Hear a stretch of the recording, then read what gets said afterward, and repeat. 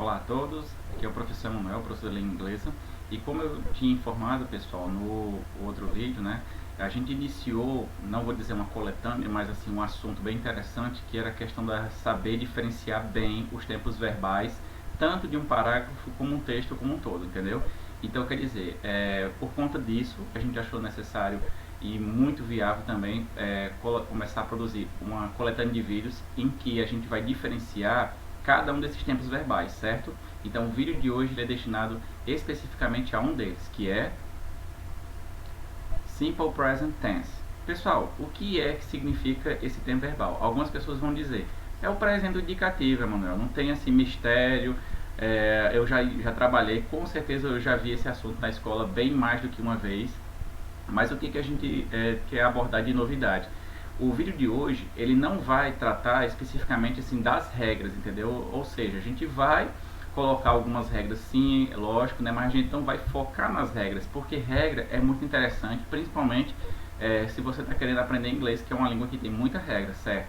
Porém, você não pode ficar alienado a essa questão de achar que simplesmente o fato de você trabalhar, saber, dominar todas as regras, ou seja, ter decorado todas elas na sua cabeça, isso vai lhe dar, de certa forma, vantagem na hora da tradução de uma prova, dentre elas a prova de proficiência.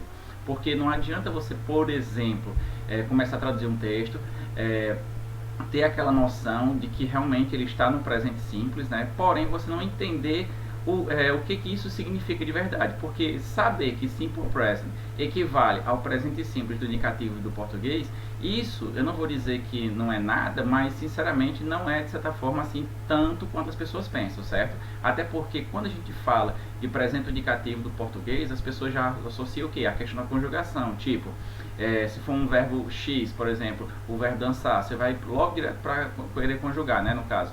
Eu danço, tu danças, ele dança. Certo, isso aí é a conjugação correta. Mas será que você está conseguindo extrair dele realmente a noção desse tempo verbal? Eu digo isso por quê? Porque o inglês, tal como o português, ele não tem simplesmente só um representante do presente ou apenas um para o passado e somente um para o futuro. Não, nós temos presente simples, nós temos o presente contínuo, nós também temos o presente perfeito e todos eles têm uma noção diferente, entendeu? Então não adianta você saber que é presente se você não souber extrair a essência dele. O vídeo de hoje ele vai focar nisso, na essência do tempo verbal do Simple Present, ok? Então vamos lá. Primeiramente eu falei, né? A noção de tempo verbal, né, do presente simples seria qual? Ações que acontecem ou costumam acontecer com determinada frequência de maneira cotidiana.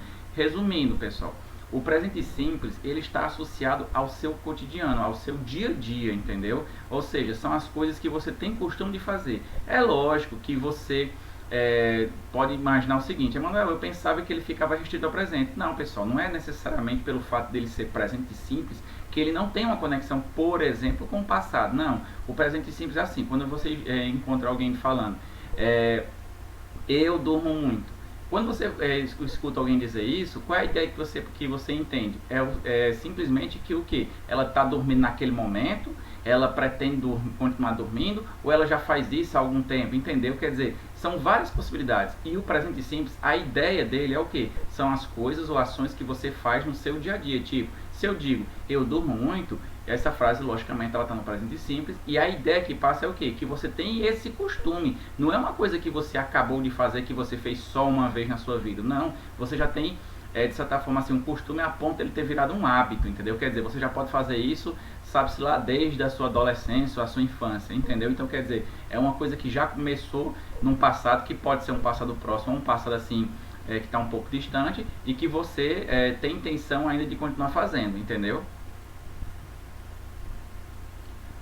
Aqui é uma pequena definição, a grande maioria das pessoas já trabalha, já conhece essa definição, né? Diz assim, é a versão do presente indicativo da língua portuguesa, possui como verbo auxiliar o do e o das, né? Que aparecem em frases negativas e interrogativas. A gente não vai focar, como eu mencionei no início do vídeo, nessa questão de você saber colocar o do ou das, né, na forma negativa, que aí vira o don't ou doesn't. Não, a gente não vai focar nisso porque isso é uma coisa que você é mais fácil de você aprender porque você tem muito material, né, tanto na internet como talvez assim no material escolar, né, e você tem uma facilidade maior. Aí essa questão de noção, ela não é tão fácil assim, até porque noção, por mais que aparente ser uma coisa assim mais resumida, para a questão de tempo verbal, ela se torna primordial. Quando você consegue extrair a noção de uma determinada parte de um texto, seja um artigo científico, até mesmo uma história, você consegue entender em que determinado momento determinada ação aconteceu, ou então talvez até que ela talvez até imagine assim, quando é que ela poderá acontecer.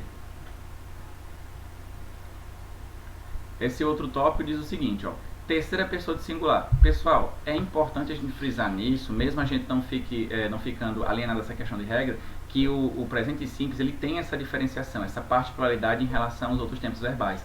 Ou seja, o he-she-it, que é no caso a terceira pessoa de singular, resumindo, o he é quando eu digo ele, ou seja, eu estou me referindo a uma pessoa no singular. O she, mais uma vez, é uma pessoa, só que agora é para o gênero feminino, ou seja, ele significa ela. E o it, muita atenção agora, ele significa ele ou ela, mas eu não posso utilizar ele de forma alguma para pessoas. Eu só posso utilizar ele para coisa, ou seja, um objeto, mesmo que não seja uma coisa concreta, pode ser até uma coisa abstrata, né? Como também um animal. Lembrando, terceira pessoa do singular. Então, se eu pegar, por exemplo, qualquer verbo, é lógico que esse verbo ele vai ter uma diferenciação quando o sujeito for he, she ou it, certo? Regra do ES. A gente vai dar uma analisada, né, rapidinho nessas regras, porque querendo ou não elas são importantes. Diz assim a regra do ES. Verbos que terminam em S, SS, CH, SH, O e X. Você tem muitos verbos no inglês que terminam nessas letras. Por exemplo, o verbo to go, ele termina na letra O. O verbo to wash, ele termina na letra SH. O verbo to fix, que significa arrumar, ele termina na letra X. Então, quer dizer, todos esses verbos, eles vão terminar em ES. No caso, você vai acrescentar essas duas letras, o E e o S, somente se o sujeito for o quê? He ou she. Se, por exemplo, eu digo assim, eu arrumo minha casa. Eu digo como essa frase, eu digo I fix, ou seja, o verbo normal, né? F-I-X, my house. Agora, se eu disser assim, ele arruma a casa dele. Então, eu digo o quê? He fixes. Ou seja, nesse caso vai ter o acréscimo do ES. Por quê? Porque o sujeito agora é he. He fixes his house. Ele arruma a casa dele. Pronto, então quer dizer, é um exemplo bem básico, mas que, querendo ou não, já coloca aqui em prática o que a gente acabou de ver. Quinta regra diz o seguinte, regra do IES. Pessoal, muita atenção agora, por quê? Porque o que é essa questão da regra do IES? Ela é muito importante porque é o seguinte, tem muita gente assim que gosta de aprender ela simplesmente pela metade. Como assim? Você lembra com certeza que essa regra do IES, ela tem a ver com aqueles verbos que terminam em Y, né? Todavia, a gente não pode simplesmente decorar ela pela metade. Por quê? Porque o fato de eu memorizar que quando eu tenho um verbo que termina em Y, eu vou tirar o Y e vou acrescentar um IES, isso aí procede, mas com uma exigência. Antes do Y, eu preciso ter um quê? Uma consoante. Resumindo, se eu não tiver essa consoante, eu tiver, por exemplo, uma vogal, eu não vou tirar o Y, entendeu? Vou até colocar aqui, ó, um exemplo. Nós temos o verbo to study, ele é muito conhecido de todos, é o verbo estudar. E antes do Y tem o quê? Tem a letra D, que é uma consoante. Então, se eu disser, por exemplo, he study, no caso eu vou colocar o quê? O IS, então vai ficar he studies. Resumindo, eu vou tirar o Y e vou colocar IS, certo? Lembrando que essas regras elas são voltadas apenas para a terceira pessoa do singular. Então, eu vou dizer I study, you study, he studies.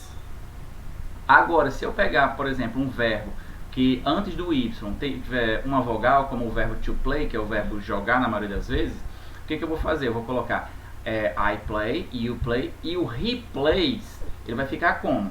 Eu não vou tirar o Y, eu vou deixar ele, né? Por quê? Porque a regra diz, eu só vou tirar o Y quando antes tiver uma consoante. E no caso do play tem o que? Tem uma vogal, então eu vou deixar o Y no lugar e vou apenas acrescentar o S, certo? Essa aqui é tida como a regra daquilo que sobrou. Tipo, se você encontrar um verbo, né?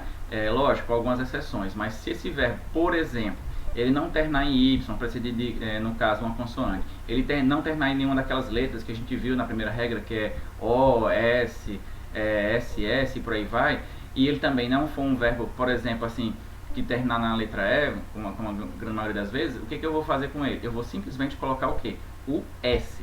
Tem muitos verbos que se encaixam nessa categoria, pessoal. Por exemplo, o verbo to work, que é o verbo trabalhar. Ele, você vê, ó, ele não termina em nenhuma daquelas letras, né, que a gente viu, por exemplo, SH ou então CH, e ele também não termina em Y. Então, se ele não termina nenhum dessas, no caso, se ele não está dentro de nenhuma dessas regras, o que eu faço? Quando for recheate, eu vou colocar simplesmente o S. Então, vai ficar como?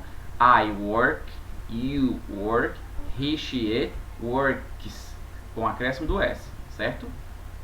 Aqui tem uma dica, é o seguinte, ó, com exceção do verbo to be, do verbo to have e dos modal verbs. Por que isso, pessoal? Porque é lógico que sempre tem aquela exceção, né?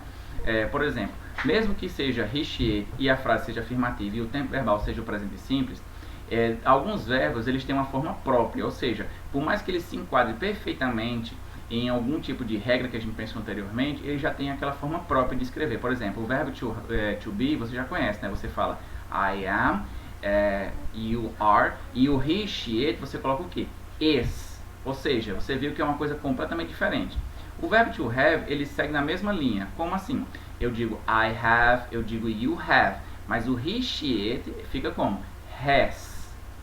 E agora chegou os verbos modais. O que são esses verbos modais? Eles também são conhecidos como verbos anônimos. Eles são verbos que, por mais que eles se comportem como auxiliares, eles acabam se tornando o quê? Mais verbos principais mesmo, entendeu? A questão é, eles não mudam. Independente da frase ser afirmativa, do sujeito ser recheate e, no caso, ser o tempo verbal ser presente simples, eles não vão mudar nunca, entendeu? Então, por exemplo, o verbo can, né? O verbo can, a gente fala o quê? A gente fala I can, you can, recheate, can. Não tem nenhuma alteração. Então, nenhum verbo modal, né? A gente pode até ver isso em outro vídeo, mas nenhum verbo modal ele muda, independente do sujeito. Esse próximo ponto diz o seguinte, ó. É muito importante saber converter os sujeitos. Como assim saber converter? Pessoal, é o seguinte, muitas vezes a gente se acostuma e fica querendo que toda frase apareça já o sujeito já do jeitinho que a gente aprendeu. Por exemplo, você sabe que a gente fala I, que é no caso para eu, you, que é no caso para você, ou então se você quiser adaptar pode ser o tu, e o he se for ele, né?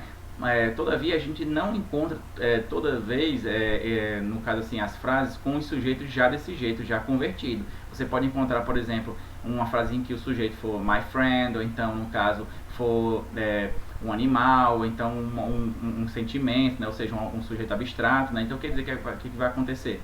Você vai ter que converter, e essa conversão ela não é tão difícil, porém se você não tiver prática ela pode se tornar sim realmente um problema. Então vamos aqui praticar um pouquinho. Nessa primeira frase diz assim, ó, Tomás gosta de torta de limão. Em inglês como é que fica essa frase? Você vai ver o seguinte, ó, Tomás é o que? Ele é um sujeito do gênero masculino, né? E ele está aqui na forma de quê? De singular, ou seja, é apenas uma pessoa. Então, qual é a pessoa do inglês que eu tenho para substituir, ou no caso, se referir a uma pessoa, no caso do gênero masculino, e que for singular? É o he. Então, é por isso que Tomás, que é a mesma coisa que ele em português, eu vou colocar ele em inglês como he. E lembrando, se é he, o verbo, ele vai sofrer uma variação, né? Porque recheate sempre faz isso, com o verbo o verbo principal no presente simples na forma afirmativa, né? Então, quando eu digo assim, por exemplo, eu gosto, eu falo I like. Mas se eu disser assim, ele gosta, no inglês vai ficar o quê? He, e o verbo to like, o que eu faço? Ele é um verbo que termina em alguma daquelas letras que a gente já viu anteriormente, por exemplo, O, então X? Não, não é. Ele é um verbo que termina em Y? Também não. Então, o que eu faço? Eu simplesmente coloco o S. Então, entendeu? Então, fica o quê? He likes. Então, a frase, Tomás gosta de torta de limão, fica como? He likes lemon pie. Outro exemplo, Michelle trabalha bastante. Essa frase diz o que? Michelle em inglês, assim, a gente pode ter até uma versão para ela, mas como é que a gente poderia converter? Como é que ficaria bem legal essa frase? Ficaria o que? Michelle, no caso é gênero feminino, né, e mais uma vez é singular. Então fica como? No português a gente converteria Michelle para ela, e ela em inglês é o que? She. Mais uma vez, o verbo agora vai ter que ter uma variação, né? Então aqui é o verbo o quê? To work. O verbo to work, a gente até mencionou ele anteriormente. O que eu vou fazer com ele? Eu vou acrescentar simplesmente um S. Então vai ficar o quê? Michelle trabalha bastante, fica She works a lot. Outro exemplo muito interessante, seu cachorro dorme muito. Então nesse caso é o quê? Seu cachorro, Eu sei que seu cachorro poderia colocar your dog. Your dog é o quê? No caso assim, está se referindo ao que? A um animal, e mais uma vez é o que? Singular. Então aquela pessoa que eu utilizo para substituir, no caso não tem essa questão de gênero mais, né? Porque no caso assim, não tem mais essa questão problemática de masculino e feminino, porque é um animal nesse caso, não preciso me preocupar com isso. Mas eu tenho que saber o que? Que é um animal, e é mais uma vez singular. Então aquela pessoa do inglês que eu utilizo para substituir um animal no singular é o que? É o it. E mais uma vez o sujeito ele vai ter a variação. Então o verbo dormir, que é to sleep, como é que fica? Fica it sleeps, porque mais uma vez esse verbo ele também não está em nenhuma das outras regras anteriores, né? Então ele fica na última regra, que é o que? Acrescentar simplesmente s. Então fica como? Seu cachorro dorme muito, it sleeps a lot. Outro ponto diz assim, ó, é importante lembrar que o sujeito it, né, que a gente acabou de ver, ele é exclusivo para uma coisa ou um animal. Como assim? Uma coisa ou um animal? Eu pensei que isso aí não precisava lembrar. Pessoal, eu coloquei esse ponto por um pequeno detalhe, né? Os livros, eu digo assim, quase todos os livros, até mesmo as gramáticas inglesas, elas de certa forma pecam, colocando informação que ela fica dúbia. Como assim? Quando você encontra a conjugação no caso das pessoas, encontra lá, por exemplo, os sujeitos do inglês, né, que os pronomes pessoais sujeitos, você encontra lá, por exemplo, que o he é para ele, ou seja, gênero masculino, o she é para ela, ou seja, gênero feminino, e o it é para coisas ou animais. Isso aí, ao meu ver, não está correto. Por quê? Porque quando você coloca coisas ou animais, você parte do princípio que ele pode ser utilizado para plural, entendeu? E o aluno, ele entende errado, ele acaba interpretando, né, que o it ele pode ser para plural, e ele não pode, até porque ele é a terceira pessoa do singular. Resumindo, se for uma coisa ou um animal, você pode utilizar o it. Agora, se for mais de uma coisa ou mais de um animal, você não pode utilizar o it, entendeu? Nesse caso aqui, ó, eu até adaptei a frase, ficou simplesmente o que, ó? Your dogs, ou seja, eu não sei quantos cachorros são, eu só sei que é mais de um. Então, your dogs sleep a lot significa o quê? Seus cachorros dormem muito. Então, nesse caso aqui, ó, se eu quiser, eu posso fazer isso. No lugar de your dog, eu não vou colocar o it. Então, aí, olha a conversão que eu vou fazer. Qual é aquele sujeito, ou talvez até você estranho que eu vou fazer agora, mas isso é possível e é muito importante você entender o porquê. No lugar de your dog, eu posso colocar essa pessoa aqui, ó. They.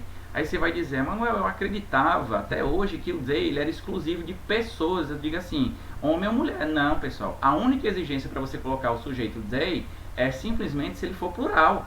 Então, se for, por exemplo, os meninos ou as meninas, ou simplesmente, por exemplo, as cadeiras, ou então os animais como um todo, você pode substituir sim pelo sujeito they, certo? Esse ponto 9, ó, diz assim, ó, lembrar que o sujeito they pode ser usado para representar pessoas, coisas ou animais. Realmente, pessoal, por exemplo, ó, eu acabei de colocar aqui no item anterior uma frase que eu tinha colocado para animais, né? Agora eu vou aproveitar e vou fazer agora para coisas, né? Se eu disser assim, ó, minhas cadeiras estão quebradas, digamos assim, né? Minhas cadeiras, ó, vou botar primeiro em português. Minhas cadeiras estão quebradas. Digamos, né? Essa frase em inglês, como é que ela ficaria, ó? My chairs are broken. Certo? Porém, se eu quiser, eu posso fazer isso aqui, ó. E no lugar de my chairs, eu posso substituir por they. Perfeito. Entendeu, pessoal? Então, quer dizer, aqui é uma frase, eu sei que essa frase ela não está no presente simples, mas é só para exemplificar a questão do sujeito, certo? Então, você vê, ó, my chairs, né? É uma coisa, no caso, eu sei que no caso não é uma pessoa, está no plural, mas eu não posso substituir nesse caso por it, porque está no plural. Então, nesse caso, eu posso fazer uso do que? Do sujeito they. Outro detalhe é o seguinte, ó, os livros até pecam muitas vezes porque eles não ressaltam isso, né, que é importante. Ó. Advérbio de frequência. Não é obrigado, né? Você viu até agora que a gente nem colocou muita frase com advérbio de frequência, mas você pode sim encontrar frases no presente simples que venham reforçando essa ideia de presente simples por advérbios de frequência. Por exemplo, often, que significa, em alguns casos, frequentemente, o never, que significa nunca, e o hardly, que significa raramente. Então, quer dizer, você pode sim fazer uso de advérbio de frequência para ressaltar a questão da frequência, ou seja, se você está exemplificando a frequência que, de certa forma, você faz determinada ação, ou seja, ela faz parte do seu cotidiano, então você está reforçando a ideia de presente simples, entendeu? Então vamos lá, como é que ficaria essas frases? Ó? Eu raramente saio de casa aos domingos. Você poderia escrever assim, ó. I hardly, no caso raramente, saio de casa, né? Get out, no caso eu raramente saio de casa aos domingos. My house on Sundays. Só fazendo aqui uma não vou dizer correção, pessoal, mas de certa forma, um esclarecimento. Muitas pessoas até hoje se perguntam por que é que a gente coloca sempre para dias da semana a preposição on. Eu não posso colocar, no caso, para dias da semana, nenhuma outra preposição que não seja on, entendeu? Eu não posso colocar and, não posso colocar at, entendeu? Então, você vá anotando isso. Para dias da semana, seja ele qual for, pode ser sábado, domingo, segunda, você sempre vai ter que colocar o on. Então, aí a frase fica o quê? I hardly get out my house on Sundays. Ou seja, eu raramente saio ou deixo minha casa nos domingos. Quer dizer, eu estou ressaltando aqui um costume que eu tenho, ou então que eu faço muito pouco, ou então que eu não faço de jeito nenhum. Outro exemplo seria o que? Advérbios de tempo, né? A gente já viu com advérbio de frequência, vamos ver agora advérbios de tempo. Exemplo seria today, que é hoje, tonight, que significa hoje à noite, ou então esta noite, né? Um exemplo, eu estudo francês nas noites de sábado. Como é que ficaria essa frase em inglês?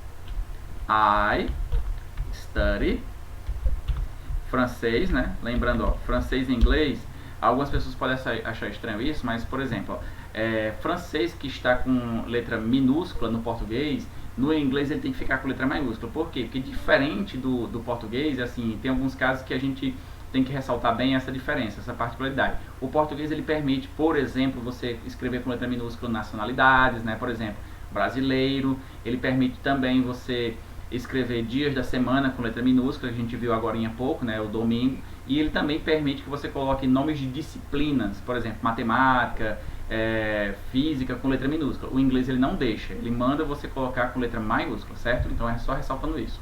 I study French, né? Eu estudo francês nas noites de sábado. Então eu posso colocar simplesmente o que? Em vez de dizer nas noites de sábado, eu posso dizer nos sábados à noite, tanto faz, né? On Saturdays at night. Eu estou simplesmente reforçando aquilo que eu mencionei anteriormente, ó. I study French on Saturday at night. É a mesma coisa, entendeu? Então agora, ó, no item número 12, vamos ver aqui, ó, acredito que seja o último, diz assim: acrescentamos S, ES e ES quando o sujeito da frase for everybody, anybody e nobody. Tem outros, é lógico, a gente sabe que everybody é a mesma coisa que everyone, a gente sabe que anybody é a mesma coisa que anyone, certo? Mas é importante a gente frisar isso, por quê? Porque muitas vezes a gente pensa o seguinte, eu vou colocar o exemplo aqui, ó. Todo mundo gosta de sorvete, né? Então, quando você vê uma frase dessa, você imagina o quê? Ó, se é todo mundo, é um coletivo. E se é coletivo, é plural. Aí o que você pensa? Então eu vou colocar o quê? Every, né? Que é a mesma coisa que todo mundo, né? Everybody gosta de sorvete. Aí eu sei que o verbo gostar, você já pensa o seguinte: o everybody é a mesma coisa que eles, né? Porque se é todo mundo, é plural. Então você coloca everybody e acaba colocando o like. E é aí que você peca. Por quê? Porque você está pensando a nível de coletividade como se fosse todo mundo junto, entendeu? E não é isso que a frase está dizendo. Quando eu digo assim, ó, todo mundo gosta de sorvete, eu não estou dizendo que todo mundo vai comer ao mesmo tempo, não é isso. Eu estou dizendo que todo mundo, por exemplo, que eu esteja me referindo naquele momento, né, pode ser até muita gente, mas que com certeza não está lá presente naquele recinto, no mesmo recinto que eu, mas que tem isso em comum comigo, entendeu? Gosta de sorvete, é só isso. Eu não estou dizendo que é algo que de certa forma é plural. Eu estou me referindo a todas as pessoas, no caso que eu conheço, digamos assim, né, ou então que eu me referi, só que de forma isolada, não é ao mesmo tempo, entendeu? Então nesse caso, aí você vai tratar o everybody, né, ou anybody ou nobody, como se fosse o que? Singular, certo? Então você vai dizer everybody likes E aí você continua, né? Sorvete, que no caso é ice cream. E agora, ó, é um ditado popular, bem interessante, pessoal. Eu queria até deixar aqui bem claro que muitas vezes a gente pensa assim, tudo que eu faço no português eu posso fazer em inglês. Nem tanto, pessoal, não é tão simples como a gente pensa. Então olha só esse ditado aqui, ó. Ninguém conhece ninguém. Vamos analisar, primeiro de tudo, uma diferença entre inglês e português. O português ele permite essa coisa da dupla negativa, né? Você encontra uma mesma frase, palavras com sentido negativo, ou seja, mais de uma vez. O inglês ele não gosta dessa questão de dupla negativa, então ele manda fazer o que? No lugar de você colocar nobody assim ao pé da letra, como é que ficaria? Nobody knows nobody, né? A gente já viu que nobody, eu vou tratar ele, no caso, como se fosse recheate, então eu vou colocar o verbo conhecer, né? Know, e nesse caso vai ficar o que? Com S. Até aí tudo bem. Mas eu não posso dizer nobody knows nobody. Então o que eu vou fazer? No lugar de eu dizer isso, como é que fica no caso esse ditado? Ninguém conhece ninguém em inglês. Fica nobody knows anybody. Justamente para não cometer essa gafe da dupla negativa que acontece no português, certo? Então, pessoal, esse aí foi o vídeo de hoje. Eu espero que vocês tenham gostado, eu espero que vocês tenham entendido assim um pouquinho dessa noção, não deixando de lado as regras, lógico, mas você tem que tentar associar as regras com a noção de presente simples. Então, lembrando mais uma vez, ele é aquele tempo verbal que está relacionado ao quê? Ao cotidiano, às suas atividades diárias, aquilo que você tem costume de fazer, ou seja, seus atos, certo? Então, mais uma vez eu peço que você dê o like, que você coloque o seu comentário, até porque é muito importante para a gente. E lembrando, o seu comentário ou a sua dúvida, ele pode virar, no caso, pode aparecer nos temas dos nossos próximos vídeos. Até mais!